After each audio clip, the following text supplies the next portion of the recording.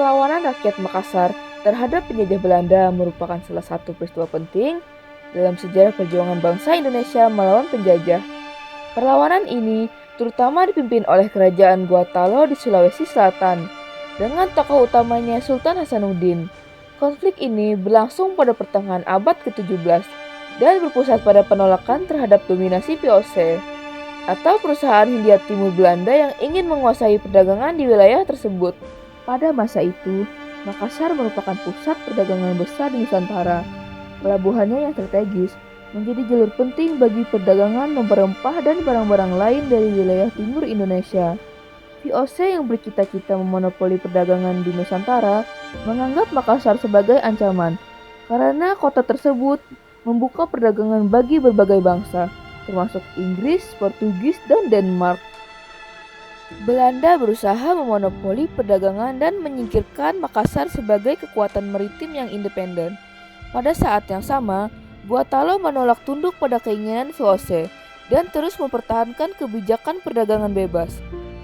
Ketegangan ini memuncak menjadi konflik militer antara kerajaan Guatalo yang dipimpin oleh Sultan Hasanuddin dan VOC. Berikut tokoh perlawanan rakyat Makassar. Yang pertama ada Sultan Hasanuddin. Sebagai Raja Kerajaan Guatalo, Sultan Hasanuddin menjadi tokoh sentral perlawanan terhadap VOC.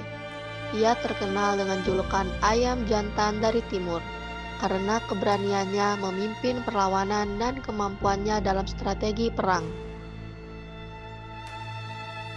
Dan yang kedua, Karaeng Galesong, salah satu panglima perang di bawah Sultan Hasanuddin yang juga menjadi sosok penting dalam perlawanan.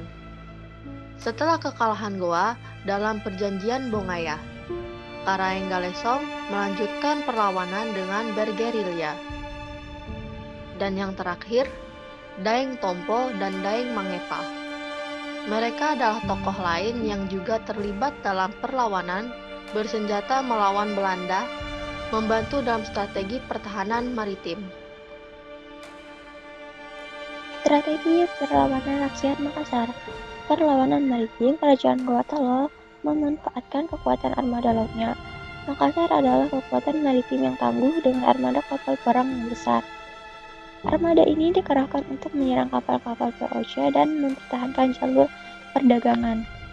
Perang gerilya setelah kekalahan Goa dalam perjanjian Bongaya tahun 1967, banyak pasukan Goa termasuk Karaeng Galesong beralih ke strategi perang gerilya, menyerang pos-pos Belanda di berbagai wilayah, terutama di pesisir Sulawesi dan pulau-pulau di sekitarnya.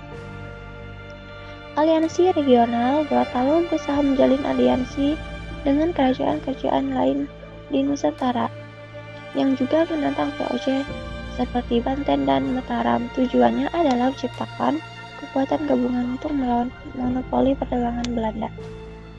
Dampak perlawanan rakyat Makassar. 1. Perjanjian Bongaya 1667.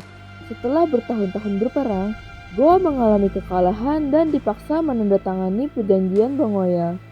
Isi perjanjian ini sangat merugikan Goa karena harus menyerahkan sebagian besar kekuasaannya kepada VOC, termasuk penyerahan wilayah, hak dagang, dan akses ke pelabuhan. 2. Kemunduran kerajaan Guatalo. Kekalahan ini menandai awal kemunduran kekuatan Guatalo sebagai kerajaan maritim yang dominan di wilayah timur Nusantara. Kekuasaannya atas perdagangan rempah-rempah dan pelabuhan-pelabuhan utama beralih ke tangan VOC. Ketiga, penguatan kekuasaan VOC di Nusantara. Dengan jatuhnya Makassar, VOC berhasil memperkuat posisinya di wilayah Indonesia bagian timur. Mereka memonopoli perdagangan dan memperluas kekuasaan ke berbagai wilayah di Sulawesi, Maluku, dan sekitarnya. Keempat, inspirasi bagi perlawanan lain. Meskipun mengalami kekalahan, perlawanan Sultan Hasanuddin dan rakyat Makassar menginspirasi kerajaan-kerajaan lain di Nusantara untuk terus melawan VOC dan kolonialisme Belanda. Sosok seperti Karaeng Galesong yang melanjutkan perlawanan secara gerilya menunjukkan bahwa semangat perlawanan tidak sepenuhnya padam.